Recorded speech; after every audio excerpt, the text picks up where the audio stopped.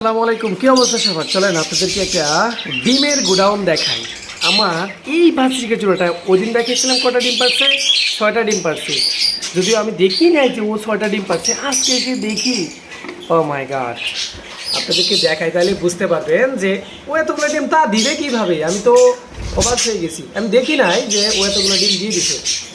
দেখি তো একটু বের হতো, বের হতো, বের হতো। ও দেখেন, দেখছেন কটা ডিম দিছে? দেখো নেন, 8টা ডিম দিছে। মাশাল্লাহ, 8টা ডিম। ও মাই গড, মাশাল্লাহ মাশাল্লাহ। আর এই ফিমেলটা কিন্তু আমার সাথে খুবই ফ্রেন্ডলি, খুবই ফ্রেন্ডলি। আমি ভাবছিলাম যে ও হয়তো 4টা বা 3টা ওরকম একটা ডিম দিবে, কারণ ও প্রথম কিন্তু 2 একদিন গ্যাপ দিয়ে দিয়ে ডিম পাচ্ছিল। মাশাল্লাহ, আমি এত পরিমাণ খুশি যে এর মধ্যে আবার ডিমগুলা দেখলাম 6টা ডিম জমে গেছে। লাস্টে যে 2টা ডিম পাচ্ছি সেগুলো এখন পর্যন্ত জমে নাই, বাট আই থিঙ্ক খুব শীঘ্রই জমে যাবে, যেহেতু সবগুলো ডিম জমছে।